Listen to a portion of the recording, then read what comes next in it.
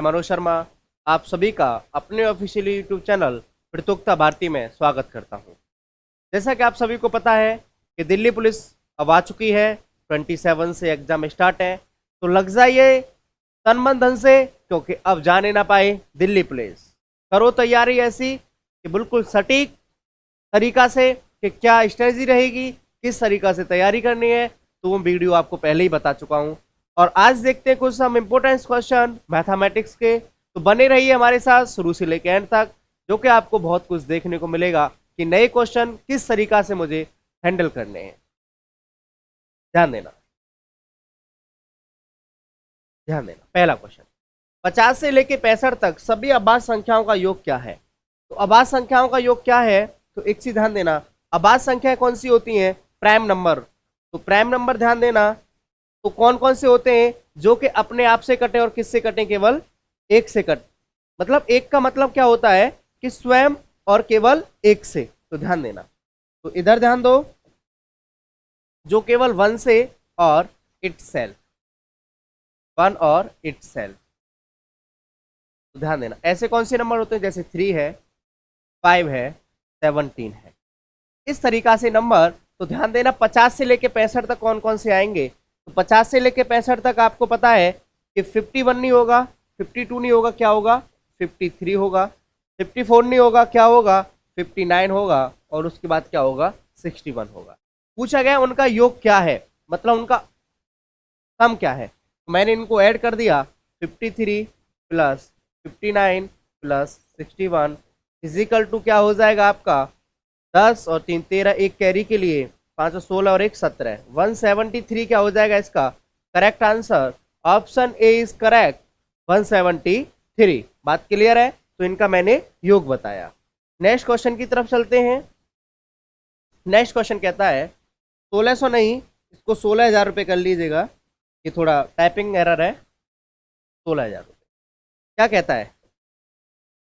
16,000 रुपये की राशि पर 10% प्रतिवर्ष दर से 2 वर्षों का चक्रवृद्धि ब्याज रुपए में क्या है? चक्रवृद्धि ब्याज में और साधारण ब्याज में अंतर क्या होता है?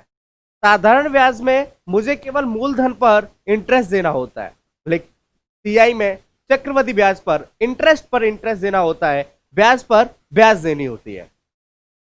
तो ध्यान देना, 2 साल का कैसे चक्रवृद्धि ब्याज निकालते हैं, इधर ध्यान दो।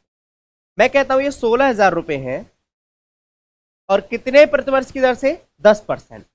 और 10% की जो फ्रैक्शन वैल्यू होती है वो कितनी होती है? 1.10 होती है, क्योंकि 10/100 इज इक्वल टू 1.10। तो इस 16,000 रुपये की भाई 1.10 के हिसाब से कितना दे देगा? ये 1600 रुपये पहले साल के लिए, दूसरे साल के लिए भी कितना दे देगा? 1600 दे देगा। ये बात करूं मैं किसकी? तो सिंपल इंटरेस्ट है, अभी तक क्या है? सिंपल इंटरेस्ट है, साधारण ब्याज है। लेकिन बात किसकी कर रहा है? ये चक्रवृद्धि ब्याज की। तो इंटरेस्ट पर इंटरेस्ट, तो इसका इंटरेस्ट पर इंटरेस्ट देगा कितना? 1/10 कितना होगा? 1/60। और इस सभी को जोड़ देंगे तो यही क्या बन जाएगा? कंपाउंड इंटरेस्ट 1600 और 1600 3200 और 10 से 160 कितना हो जाएगा? ये आपका हो जाएगा 0633। 3360 कहां पर है? Option B is correct, 3360। बात क्लियर है? 16,000 रुपये थे, और जो कि 10% की ब्याज से 10% की प्रतिवर्ष की दर से 2 साल के लिए। तो सीआई क्या होता है? इंटरेस्ट पर इंटरेस्ट, ब्याज पर ब्याज। बात क्लियर है? तो 16,000 रुपये का 10% 1/10 कितना होगा? 1600। इसका 1/10 1600, और इंटरेस्ट 1600 का 1/10 160। तो कितना आंसर हो जाएगा? 3360। बात क्लियर है? समझ में आया? नेक्स्ट क्वेश्चन, दीपक की आय 45 वर्ष तथा राज की आय 60 वर्ष है। कितने वर्ष पूर्व इनकी आय का अनुपात 7:10 था? देना, कहने का मतलब भाई ये क्या है? दीपक की आय 45 वर्ष तथा राज की आय 60 वर्ष। कितने वर्ष? तो इसका मतलब ये क्या है कि जो ये 2 व्यक्ति दे रखे हैं, कौन कौन? दीपक और राज। कितना दे रखा है? 45 साल दे रखा है दीपक का, और 60 साल किसका दे रखा है? राज का। कितने वर्ष पूर्व की बात कर रहा है भाई? कितने वर्ष पहले? तो मतलब यही तो निकालना है, बिफोर, मतलब पहले का निकालना है मुझे। किसका? पहले का।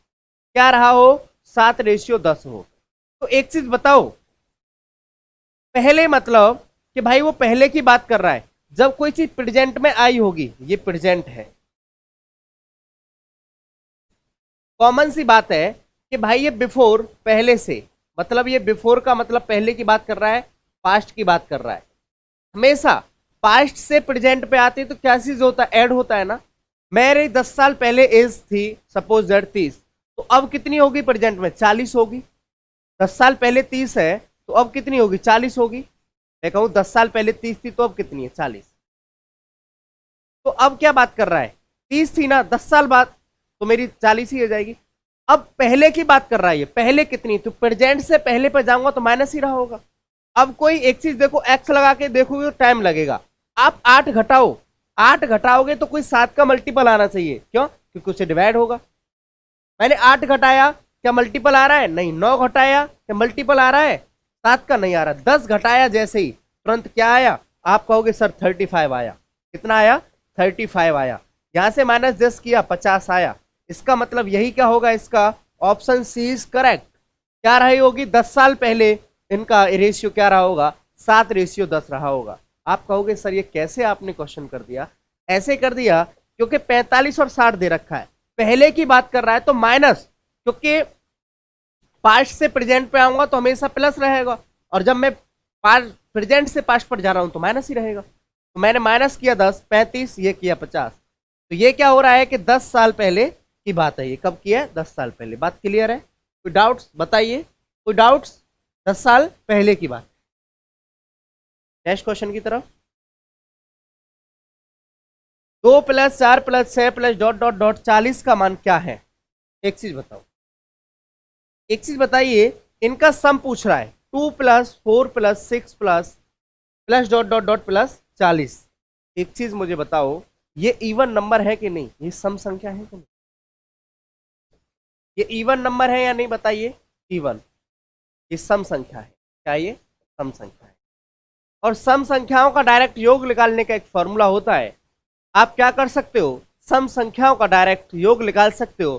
कैसे निकालोगे सम, एक फॉर्मूला होता है सम निकालने का, ऐसा मतलब सम क्या होता है, n+1। ये होता है इवन का, किसका, इवन का सम निकालना। ऑड का सम कैसे निकालते हैं, n² होता है। बात क्लियर हुई। और इनके स्क्वायर की बात करें, सम के स्क्वायर की, तो n+1 2n+1 ये निकालते हैं। ये चीजें होती हैं, लेकिन ध्यान देना यहां पर किसकी बात कर रहा है, इवन की। तो नंबर कितने हो जाएंगे, 2 + 4, इसका मतलब 2 के डिफरेंस पे चल रहा है, 2 के डिफरेंस पे चल रहा है, तो इसका 40, 2 का मतलब भाग देंगे 20 हो गए। 2 का भाग मतलब कहना क्या मतलब मैं क्यों कर रहा हूं, क्योंकि 2 के डिफरेंस पर है ना, 2 के डिफरेंस पर है, तो इसका मतलब ये 40 बाद में तो 20 टर्म ही रहे होंगे। तो क्या होगा, n = 20, तो n = 20, n+1 21, कितना हो जाएगा आंसर, 420 हो जाएगा। 420, 420, option D is correct, option D is correct. क्या आंसर हो जाएगा, 420 आंसर आ जाएगा इसका, ठीक है। इवन का सम क्या होता है, n+1। अब ध्यान देना नेक्स्ट क्वेश्चन की तरफ। क्या कह रहा है, 3/4, 2/3, 4/7 तथा 5/3 में से कौन सी भिन्न सबसे छोटी है। देखो 2 तरीके होते हैं ऐसे निकालने के क्वेश्चन, या तो एलसीएम लेके करो, या फिर क्या करो, क्रॉस मल्टीप्लाई मेथड। या तो एलसीएम लेके करो, या क्या होता है, क्रॉस मल्टीप्लाई मेथड। 3/4, 2/3, 4/7 और 5/3। क्या मेथड होता है, या तो आप एलसीएम लो, या क्या कर सकते हो, cross multiply method. Cross multiply method का मतलब, यदि बड़े की बात कर रहा है तो बड़ा मुझे लेना है, और छोटी की बात कर रहा है तो छोटी वाली लेके चलनी बहन। अब मैंने क्रॉस किया, 3 × 9, 4 दूनी 8, कौन सी छोटी है इसमें, ये बड़ी वाली कैंसिल आउट ऑलरेडी।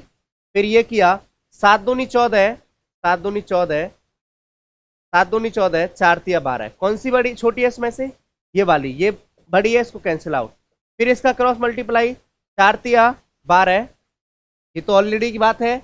इसका शुक्र हुआ कि 4 × 12, इसका भी 4 × 12 है, और 7 × 5 = 35। तो कौन सी छोटी है आप बताइए, इसमें से छोटी कौन सी निकली, इसमें से ये वाली हुई कि नहीं हुई। इसका आंसर क्या हो गया, 4/7 क्या हो जाएगा इसका आंसर 4/7।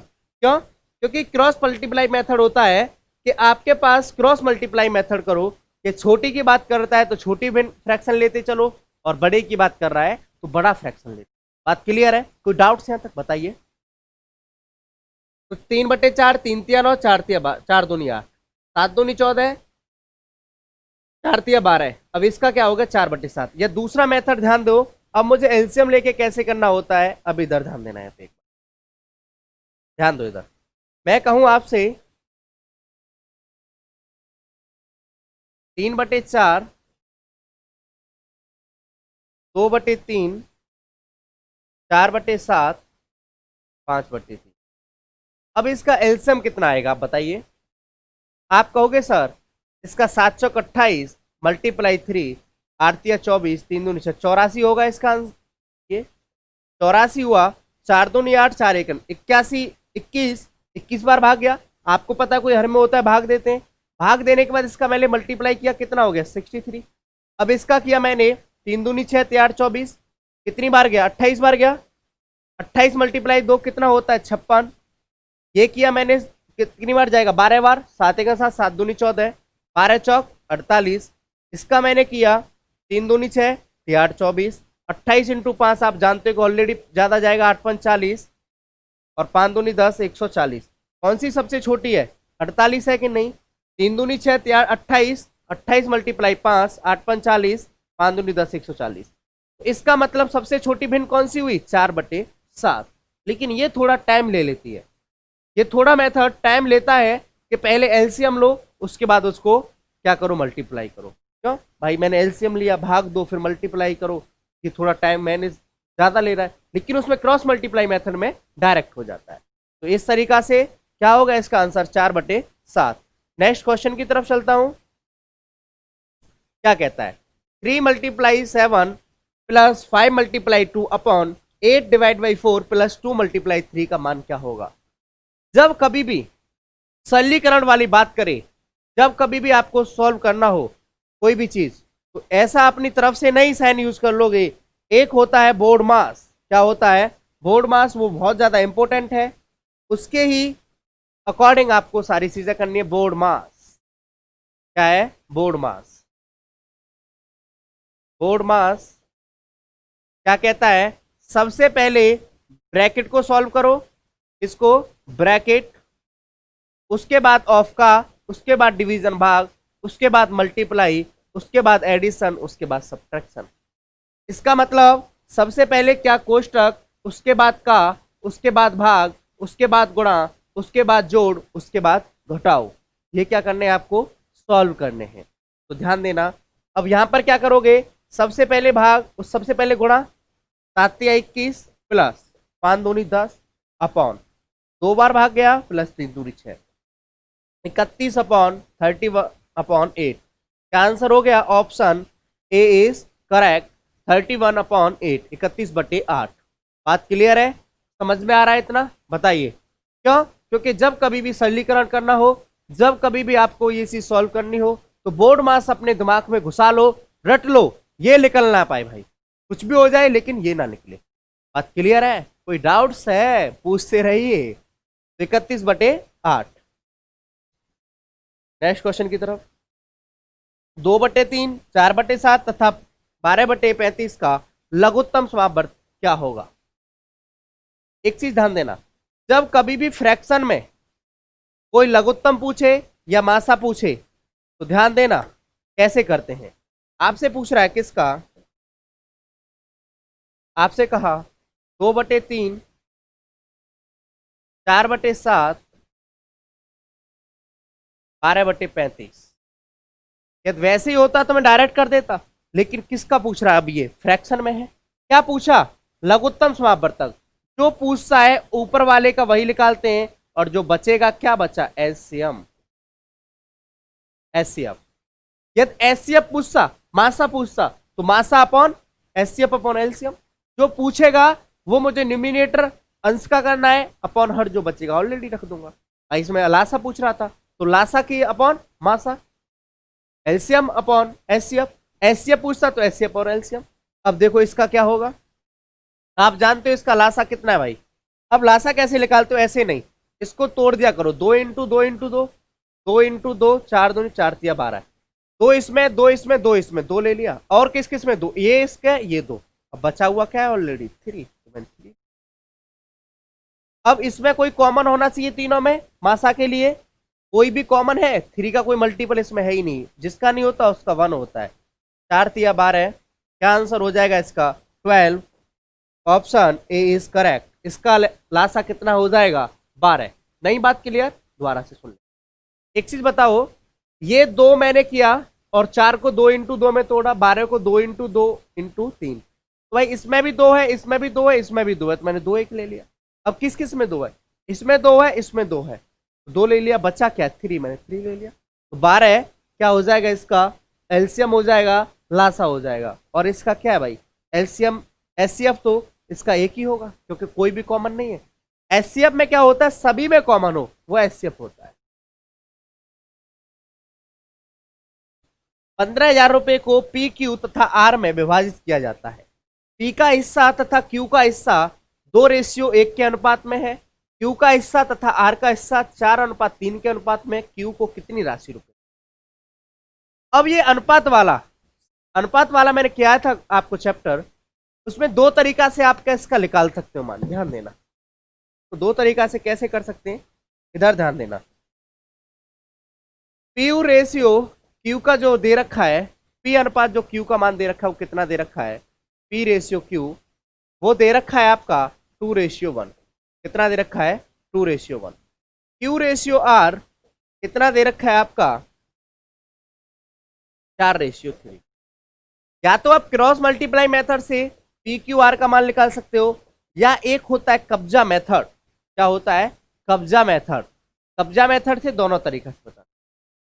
पहले पी का मान निकालना है 4 दूनी 8, फिर क्रॉस 4 1 4, और फिर डायरेक्ट 3 1 3।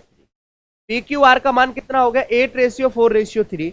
कितना हो जाएगा ये 15, लेकिन 15 नहीं मेरे पास अमाउंट ₹15 नहीं, अकॉर्डिंग टू क्वेश्चन कितने दे रखे हैं 15,000। एक की वैल्यू कितनी हो जाएगी 1000। पूछ रहा क्यू का हिस्सा, क्यू का कितना हिस्सा 4, जब एक की वैल्यू 1000 तो 4 की वैल्यू कितनी हो जाएगी भाई 4000। इसका आंसर क्या हो जाएगा 4000।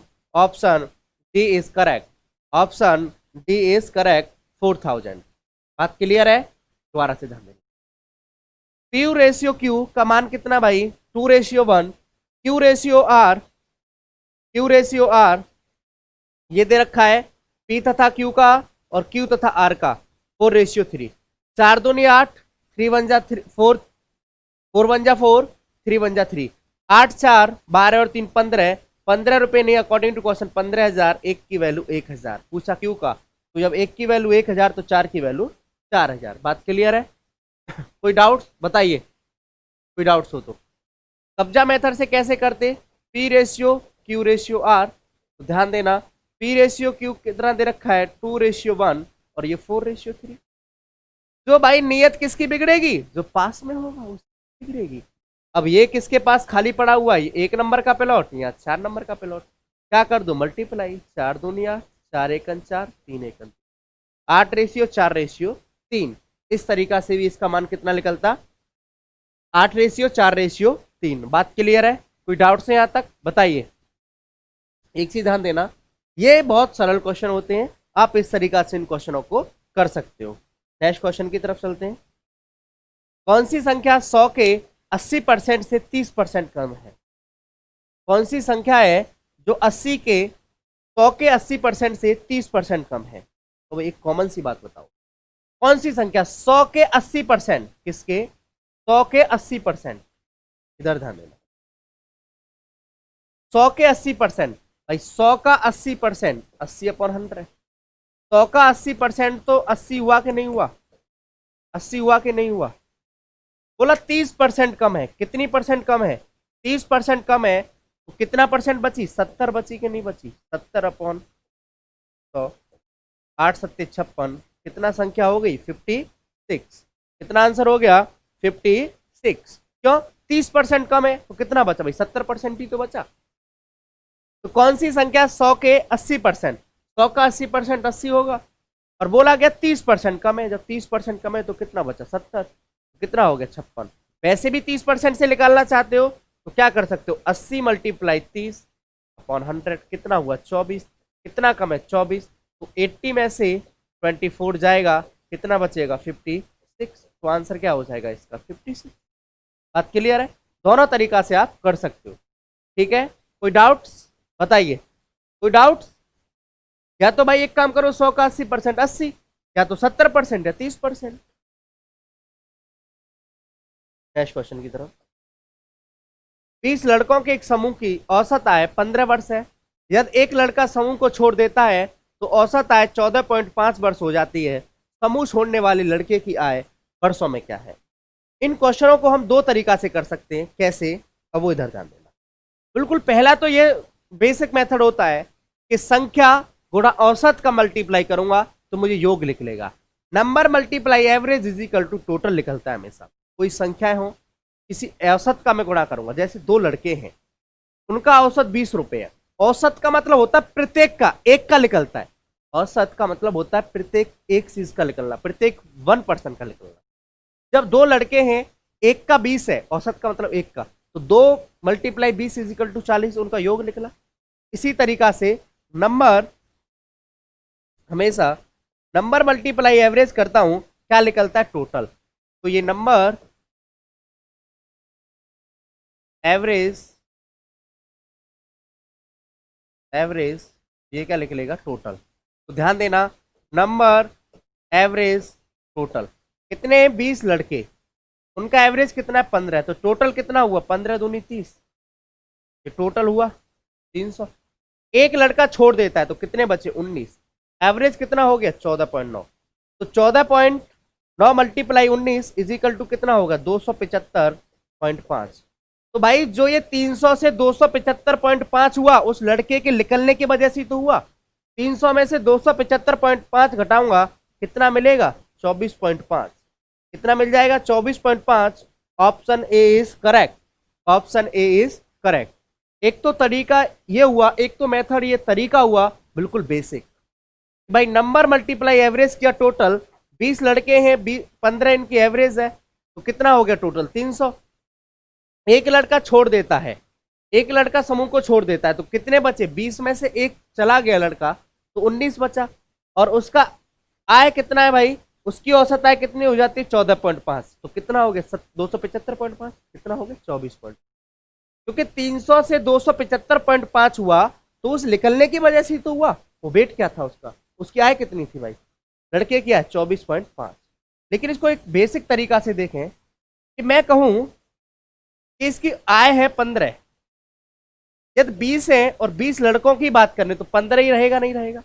यदि एक लड़का चला गया तो 14.5 हुई, कितना कम हुआ एवरेज, एक्चुअली में 0.5 कम हुआ। कितने लड़कों के 19 का, तो 19.5 कितना हो गया 19 पंजे 95, 9.5।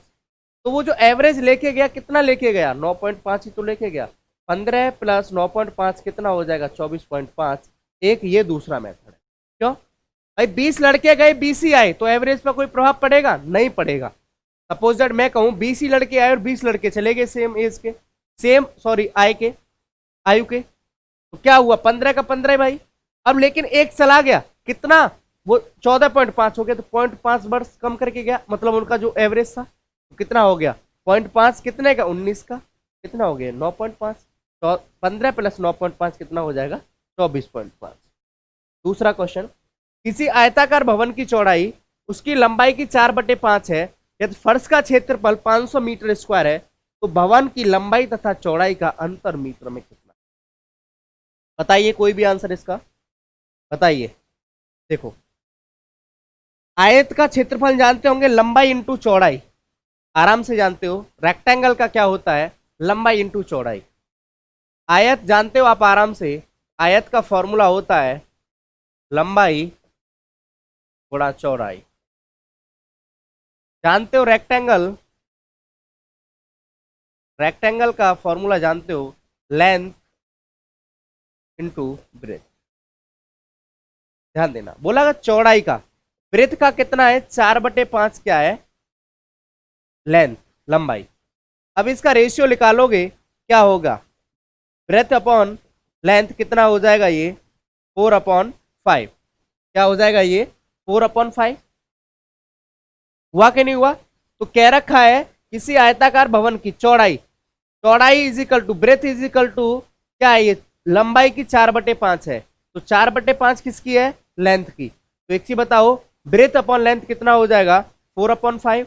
अब आप जानते हो ये 4x अपॉन ये हो गया, कितना हो गया, रेक्टेंगल बराबर आयत बराबर कितना भाई, आयत कितना दे रखा है, क्षेत्रफल 500 बराबर 4x मल्टीप्लाई 5x। पचम 5 चौक 20, एक्स स्क्वायर बराबर कितना हो गया, 25 बार कटा x की वैल्यू 5। बोला गया अंतर किसका, 5x minus 4x is equal to x, और x की वैल्यू कितनी दे रखी है, 5। तो आंसर क्या हो गया, option A is correct. Option A is correct. बात नहीं समझ में आई, कोई बात नहीं। ब्रेथ बराबर 4/5 लेंथ का, तो ये क्या हुआ, आप एक देख दोस्तों, ये आप मैंने कैसे लिख दिया, ये समझ में नहीं आ रहा होगा ना, ये रेशियो है। ये सपोज दैट, इसको ध्यान देना, ब्रेथ बराबर 4/5L, तो क्या होता है 5B बराबर 4L। लेकिन रेशियो क्या से निकालते हैं इसका, जो इसके सामने है वो इसके सामने, जो इसके सामने है वो क्रॉस उल्टा हो जाता है। रेशियो और इजिकल टू एक दूसरे के इनवर्सली प्रोपोर्शनल होते हैं। तो ये क्या हुआ 4/5। बात क्लियर है? तो ये एरिया बराबर क्या होता है, लंबाई इंटू चौड़ाई, आयत बराबर क्षेत्रफल कैसे निकालते हैं। तो ये क्या हुआ, x बराबर 5, तो क्या आंसर आ जाएगा इसका, 5 आंसर आ जाएगा। दूसरा क्वेश्चन, एक वस्तु को 900 रुपए में बेचने पर प्राप्त लाभ उसी वस्तु को 500 रुपए में बेचने पर प्राप्त हानि के बराबर है। 30% का लाभ कमाने के लिए वस्तु विक्रय मूल्य रुपए में क्या होनी चाहिए। इसके दो मेथड है क्वेश्चन को निकालने के। कितने मेथड है, दो मेथड है। देखो, एक तो वैसे कर सकते हो, प्रॉफिट बराबर, आप एक चीज जानते होंगे, प्रॉफिट बराबर क्या होता है, प्रॉफिट बराबर होता है एसपी माइनस सीपी। लॉस बराबर क्या होता है, सीपी माइनस एसपी। प्रॉफिट बराबर विक्रय मूल्य माइनस क्रय मूल्य, और लॉस बराबर हानि बराबर क्रय मूल्य माइनस विक्रय मूल्य। क्यों भाई, लाभ जब तो होगा कि कोई चीज ज्यादा की बेचूंगा और कम की खरीदूंगा, जब तो लाभ होगा ना, कम की खरीदूंगा और ज्यादा की बेच दूंगा। लॉस कब होगा कि कोई चीज मैं कम ज्यादा की खरीदी और कम की बेच दी। बोला गया 900 रुपए में बेचने पर लाभ होता है, तो लाभ बराबर क्या है भाई 900, मैं थोड़ी देर सीपी को क्या मान लेता हूं, एक्स मान लेता हूं। क्या मान लेता हूं, सीपी को एक्स मान लेता हूं। तो 900 माइनस एक्स बराबर लाभ बराबर हानि होती है 500 रुपए बेचने पर, एक्स माइनस 500 कितना हो जाएगा, यहां से 2x बराबर 1400, एक्स की वैल्यू कितनी आ गई 700। तो जो यहां से सीपी निकला, जो सीपी आया वो कितना आ गया 700 रुपए। बोला गया 30% लाभ कमाने के लिए, तो 30 100 प्लस 30 130 अपॉन 100, 13 7 91 कितना हो जाएगा 910। क्या हो जाएगा इसका correct answer, option D is correct. Option D is correct. क्यों, क्योंकि बोला गया है कि लाभ उसी वस्तु को 500 रुपए हानि के बराबर है। तो लाभ, प्रॉफिट और लॉस क्या है, ये इक्वल है। तो 900 minus x is equal to x minus 500, 2x बराबर 1400, तो x बराबर 700। कितना हो जाएगा इसका आंसर 910, क्योंकि सीपी आया 700, 30% लाभ कमा रहा था तो 130, तो 700 multiply 130 upon 100 is equal to 910। बात क्लियर है? कोई डाउट बताइए यहां तक, किसी को कोई डाउट नहीं है? ठीक है। इसका डायरेक्ट कैसे होता है फॉर्मूला, सीपी बराबर दोनों sp1 plus sp2 is equal to 2। मतलब ये पहला बेचने वाला और उसी वस्तु को दूसरा बेचने वाला, इसको सीपी एसपी करके। लेकिन एक दूसरा मेथड ध्यान देना, कैसे कर सकते हो इसको भाई, 900 रुपए को ये बेच रहा है, ये भी 900 में, वही वस्तु है, sp2 वहां नहीं था, sp2 का मतलब दोनों विक्रय मूल्य का मेरा मतलब था, अलग अलग विक्रय मूल्य का मेरा वो फॉर्मूला मतलब नहीं है, sp plus sp divide by 2 दोनों को जोड़ के। और ये भी कितना है 500 का। ये क्या हो रहा है 900 में बेच रहा हूं प्रॉफिट हो रहा है, 500 में बेच रहा हूं लॉस हो रहा है। कितने का डिफरेंस है 700। दोनों को बराबर बराबर भाई, इसको भी 200 और इसको भी 200। बात क्लियर है? बात बराबर है ना ये। देखो एसपी 900, इसको भी 900 बेच रहा हूं प्रॉफिट, 500 बेच रहा हूं लॉस, 400 का डिफरेंस है 200 200। अब एक चीज बताओ आप, यहां से मुझे एक चीज निकालना था कि आप कैसे कर सकते हो, सीपी निकालना हो तो एसपी प्लस प्रॉफिट, या सीपी एक निकालना हो तो एसपी माइनस, कैसे कर सकते हैं यहां से, सीपी निकालना हो तो SP minus SP plus SP minus SP plus loss और एसपी माइनस प्रॉफिट। सीपी निकालना हो तो SP minus SP plus loss कर दो, और सीपी निकालना हो तो एसपी माइनस प्रॉफिट कर दो। ये दो तरीके हैं, या तो एसपी में क्या जोड़ दो, लॉस जोड़ दो, या सीपी में से क्या घटा दो, प्रॉफिट घटा दो। क्या निकाला मैंने, सीपी यहां से निकाल दिया, 500 प्लस 200 कितना हो गया, 700। बात ठीक है। अब ये सीपी 700 आ गया 30% लाभ कमाने के लिए, तो 700 मल्टीप्लाई 130 अपॉन 100 कितना हो जाएगा, 13 7 91 910। बात ठीक है, कितना आंसर आ जाएगा, 910। क्लियर है, कोई डाउट? Next question. 30% तथा 10% की दो क्रमिक छूट देने पर नेट परसेंटेज क्या होगा? वही पूछ रहा है कि छूट क्या होगी। कोई सी छूट हमेशा एमआरपी पर दी जाती है, हमेशा अंकित मूल्य पर दी जाती है, और हमेशा प्रॉफिट या लॉस हमेशा क्रय मूल्य, हमेशा सीपी पर दिया जाता है। बात क्लियर है, ये चीज जानते हो आप? हमेशा छूट किस पर दी जाती है, एमआरपी पर दी जाती है, अंकित मूल्य पर, और हमेशा प्रॉफिट या लॉस सीपी क्रय मूल्य पर दिया जाता है। तो ध्यान देना इधर।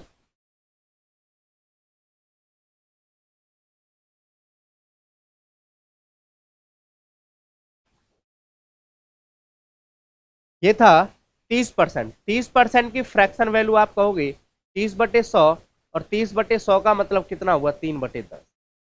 ये एमआरपी है, ये डिस्काउंट दे रहा है, ठीक है। अब एक दूसरा भी है, क्या है वो, 10%। 10% की फ्रैक्शन वैल्यू 1/10। ये एमआरपी है, ये अंकित मूल्य है, और ये क्या दे रहा है, डिस्काउंट दे रहा है। तो एक चीज बताओ, एमआरपी में से डिस्काउंट घटा दूंगा तो क्या मिलेगा, सेलिंग प्राइस कितने की बेची, 10 रुपए की चीज थी, 3 रुपए का डिस्काउंट दे दिया तो क्या रुपए की बेची, 7 रुपए की। 10 रुपए की कोई चीज थी, 1 रुपए का डिस्काउंट दे दिया, क्या रुपए की बेची, 9 की। 10 इंटू 10 100, और 7 निम 63, 100 से 63 रुपए पर आए, क्या रुपए का भाई डिस्काउंट मिला, 37 का। कितने से, 100 से। परसेंटेज निकालने के लिए 100 का मल्टीप्लाई, 100 से 100 कैंसिल आउट, कितना परसेंटेज हो गया, 37%। ऑप्शन बी इज करेक्ट, क्या आंसर हो जाएगा, 37%। ध्यान देना, 30% की फ्रैक्शन वैल्यू 3/10, 10% की फ्रैक्शन वैल्यू 1/10। भाई 10 रुपए की चीज थी, 3 रुपए का डिस्काउंट हो गया तो 7 रुपए की मैंने चीज बेची। कोई 10 रुपए की चीज थी, 1 रुपए का डिस्काउंट हो गया तो 9 रुपए की बेची। 10 इंटू 10 100, 9 7 63। 100 रुपए की चीज से मैंने कोई सी 63 में बेची, तो इसका मतलब मैंने डिस्काउंट कितने का दिया, 100 की चीज मुझे बेचनी थी, लेकिन एमआरपी थी 63 की, बेच दी, तो मेरे पास कितना हुआ, मेरे पास 37 रुपए का डिस्काउंट मिला। कितने से, 100 से मल्टीप्लाई 100, कितना परसेंट हो गया, 37%। बात क्लियर है, कोई डाउट्स? ठीक है, नेक्स्ट क्वेश्चन। रोहित तथा मोहित की वर्तमान आय का क्रम से 48 वर्ष तथा 32 वर्ष है। 12 वर्ष पूर्व रोहित तथा मोहित की आयु का अनुपात क्या था? अब ध्यान देना, यहां पर पहले की बात कर रहा है ये कौन कौन है, रोहित है और कौन है, मोहित है। रोहित है 48 का, और ये 32 वर्ष। पहले की बात कर रहा है, पास्ट की बात कर रहा है, तो माइनस में जाना पड़ेगा। पास्ट से फ्यूचर, पास्ट से प्रेजेंट में आता तो प्लस करता। अब ये 12 वर्ष पूर्व, तो ये -12 और ये -12, कितना हो जाएगा, ये आपका बचेगा 36, और ये कितना बचेगा आपका 20। 4 से काट दो, 4 निम 36, 4 5 20, कितना हो गया 5, 9:5, 9:5। Option B is correct, 9:5, option B is correct. क्या हो जाएगा, 9:5। बात क्लियर है, कोई डाउट्स बताइए यहां तक, किसी को भी कोई डाउट्स हो किसी प्रकार का, यहां तक बताइए। नहीं है कोई डाउट्स, आगे चले, बात क्लियर है। क्यों? क्योंकि भाई पास्ट की बात कर रहा है, पहले का मतलब पास्ट, और कोई चीज प्रेजेंट से पास्ट में जाना चाह रहा है तो माइनस ही हो रहा होगा, क्योंकि प्रेजेंट का उसने रेशियो दे रखा है, और पास्ट का पूछना चाह रहा है तो मुझे माइनस ही करना पड़ेगा, क्योंकि पास्ट से मैं प्रेजेंट में आता हूं तो प्लस। तो 48 था, 12, ये 48 थी रोहित की एज, और मोहित की कितनी थी 32। 12 साल पहले की बात कर रहा है, तो 48 में से 12 गया तो कितना बचा 36, और 32 में से 12 गया तो कितना बचा 20। 4 निम 36, 4 पंजे 20, क्या रेशियो आ गया 9:5। नेक्स्ट क्वेश्चन की तरफ चलते हैं। एक कार 100 किलोमीटर प्रति घंटा की गति से चलती है तथा एक निश्चित दूरी को 2 घंटे 30 मिनट में तय करती है। 60 किलोमीटर प्रति घंटा की गति से चलने वाली एक अन्य कार समान दूरी को कितने समय, ध्यान देना। एक होता है फॉर्मूला, स्पीड बराबर क्या होता है डिस्टेंस अपॉन टाइम। स्पीड बराबर डिस्टेंस अपॉन टाइम, चाल बराबर दूरी बटे समय। और डिस्टेंस बराबर स्पीड इंटू टाइम, दूरी बराबर चाल इंटू समय। ध्यान देना, स्पीड दे रखी है 100 किलोमीटर प्रति घंटा, और जो दे रखा है आपके पास टाइम 2 आवर 30 मिनट। लेकिन इस मिनट को ही मैं घंटे में चेंज कर लेता हूं। एक घंटे में कितनी मिनट होती हैं 60, तो 2/1/2 हो जाएगा, क्योंकि 30/60, 2 दूनी 4 और 1 5/2। तो टाइम हो गया वो कितना हो गया 5/2। तो टाइम में डायरेक्ट लिख सकता हूं, क्या लिख सकता हूं 5/2। क्यों 2 घंटे 30 मिनट। 30 मिनट का मतलब क्या होता है, एक घंटे में चेंज करना है 60 में 1/2, और 2 दूनी 4 5/2। तो डिस्टेंस बराबर फॉर्मूला क्या होता है पिक्चर, डिस्टेंस बराबर होता है स्पीड इंटू टाइम। यहां से मैं क्या निकाल सकता हूं, डिस्टेंस निकाल सकता हूं या नहीं बताइए। तो डिस्टेंस बराबर स्पीड इंटू टाइम। स्पीड कितनी है आपके पास 100, टाइम कितना हो जाएगा 5/2। इसको काटा मैंने 50, 50 इंटू 5 कितना हो गया 250। हुआ कि नहीं हुआ। फिर कहता है नई चाल कितनी है 60 किलोमीटर प्रति घंटा। स्पीड है आपके पास नई 60 किलोमीटर प्रति घंटा, और क्या पूछना चाह रहा है,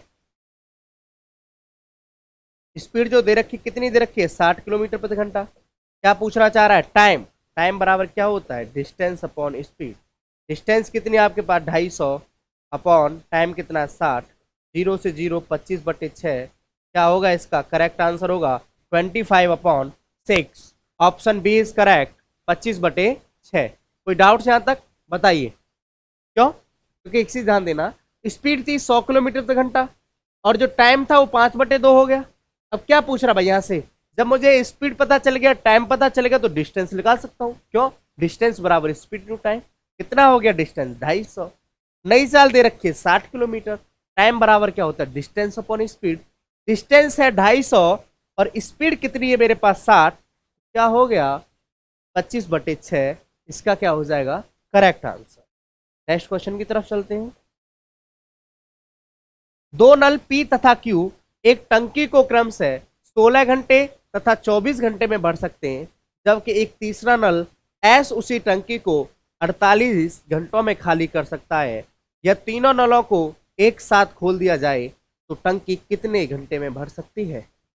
कोई भी नल है P है, कोई नल है P जो कि क्या कर रहा है ये 16 घंटे में भरता है, और P Q है जो क्या करता है 24 घंटे में भरता है। लेकिन एक S है जो कि क्या कर रहा है ये 48 घंटे में खाली कर रहा है। तो इसकी टोटल कैपेसिटी कितनी हो जाएगी 48, और तो 16 × 48, ये +3 भर रहा है, ये +2 भर रहा है, ये क्या कर रहा है माइनस खाली कर रहा है। तो कहता है कितने घंटों में भर सकती है, 3 भर रहा है 2 भर रहा है 1 खाली, तो इसका मतलब 4 ही तो भरा जा रहा है। तो 48/4 = क्या आंसर हो जाएगा 12। क्या आंसर होगा इसका, ऑप्शन सी इज करेक्ट। इसका आंसर क्या होगा 12 होगा। तो ये 16 भर रहा था 16 घंटे में, ये 24 घंटे में 48 घंटे में खाली कर रहा है। 48 total capacity, time and work में इसको एलसीएम लेते हैं, लेकिन पाइपिंग सिस्टम में टोटल कैपेसिटी 3 भर रहा है 2 भर रहा है 1 खाली, तो इसका मतलब 4 भरा जा रहा है। तो 48/4 क्या हो जाएगा 12। इस तरीका से मैं क्वेश्चन लेके आऊंगा डेली दिल्ली पुलिस के लिए, और वीडियो को आराम से देखें, सब्सक्राइब करें चैनल को, शेयर करें, क्योंकि इस वीडियो का और भी दोस्त फुल इसका मजा ले सके। कहने का मतलब इस वीडियो का पूरा आनंद ले सके। मिलते हैं फिर नेक्स्ट क्लास में। All the best, thanks class, bye.